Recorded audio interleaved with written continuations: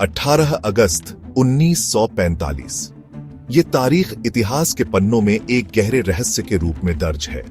ये दिन हिस्ट्री में एक गहरे सीक्रेट के इंक से लिखा गया है। इस दिन ने भारत के इतिहास में एक ऐसा अध्याय जोड़ा जिसे आज भी सुलझाया नहीं जा सका है।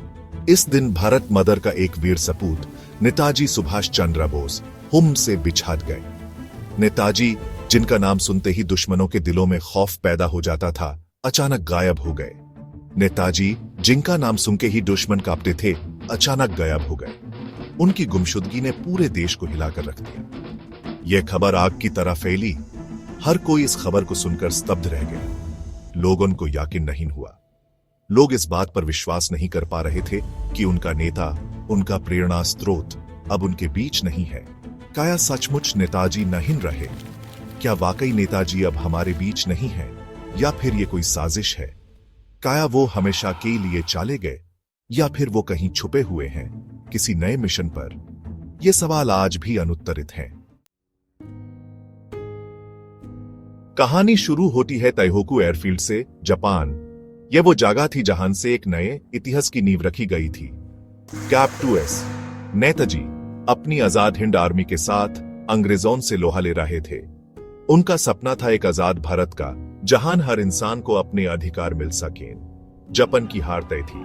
दुनिया एक नए दौर में प्रवेश कर रही थी और इस हार का असर हर कोने में महसूस किया जा रहा था। ऐसे में नेताजी ने सोवियत यूनियन जाने का फैसला किया। उन्होंने सोचा कि यह एक नया रास्ता हो सकता है, एक नई उम्मीद। उनका मानना था कि सोवियत यूनियन अंग्रेजों के खिलाफ उनकी मदद करेगा। सोवियत यूनियन भी उस वक्त एक शक्ति थी जो दुनिया को नए रूप में देखना चाहता था। 18 अगस्त को नेताजी एक प्लेन में सवार हुए। यह उड़ान उनके लिए एक नई शुरुआत थी, एक नई यात्रा। यह प्लेन ताइवान के लिए उड़ान भरी। सभी को उम्मीद थी कि यह यात्रा सफल होगी, लेकिन मंजिल तक नहीं पहुंच सका। यह एक ऐसी घटना थी जो सबके लिए एक बड़े झटके से कम नहीं थी। कहा जाता है कि प्लेन क्रैश हो गया। यह खबर सुनते ही सबके दिल टूट गए। नेताजी गंभीर रूप से घायल हो गए और उनकी डेथ हो गई। उनकी मौत ने देश को एक गहरा घाव दिया, लेकिन उनका सपना अब भी जिंदा है। लेकिन इस कहानी में कई कमियां थे। प्लेन का मलबा कभी नहीं मिला। नेताजी की बॉडी भी नहीं मिली। कई लोगों का मानना था कि नेताजी जिंदा हैं। क्या ताइहोकू की घटना सिर्फ एक नाटक थी? क्या नेताजी ने अपनी मौत का ढोंग रचा था? इन सवालों ने एक नया चैप्टर लिखा, मिस्ट्री और डाउट का चैप्टर। सालों तक लोगों ने नेताजी को ढूंढने की कोशिश की। कई थ्योरी सामने आए। कुछ का मानना था कि नेताजी एक गुमनाम सेंट बन गए। कुछ ने कहा कि वो सोवियत यूनियन में रह रहे थे। एक थ्योरी यह भी था कि अंग्रेजों ने नेताजी को मार डाला था। लेकिन सच्चाई आज तक एक सीक्रेट बनी हुई है। नेताजी भले ही आज हमारे बीच नहीं है, लेकिन उनका साहस, उनका जज्बा और उनकी देशभक्ति आज भी करोड़ों इंडियंस के दिलों में जिंदा है। तब मुझे खून दो, मैं तुम्हें आजादी दूंगा। यह नारा सिर्फ शब्दों का एक जोड़ नहीं था, बल्कि एक आवाज थी जो हर एक भारतीय के दिल को इंथुजियाज्म से भर देती थी। नेताजी का यह नारा आज भी यंगस्टर्स में इंथुजियाज्म भर देता है।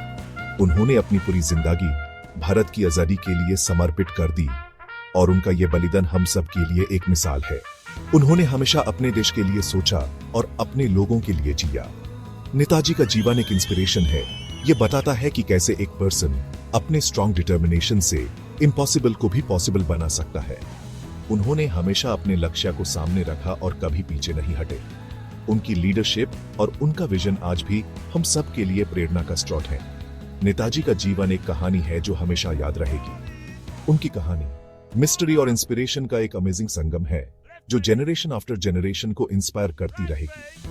उन्होंने हमेशा अपने देश के लिए सोचा और अपने लोगों के लिए जिया। उनका जीवन और उनकी कहानी हम सब के लिए एक मिसाल है। उनकी कहानी मिस्ट्री और इंस्पिरेशन का एक अमेजिंग संगम है जो जेनरेशन आफ्टर जेनरेशन को इंस्पायर करती रहेगी। उन्होंने हमेशा अपने देश के लिए सोचा और अपने लोगों के लिए जिया। उनका जीवन और उनकी कहानी हम सब के लिए एक मिसाल है। नेताजी का जीवन और उनका बलिदान हम सबको याद दिलाता है कि आजादी कितनी मेहनत और कुर्बानियों से मिली है।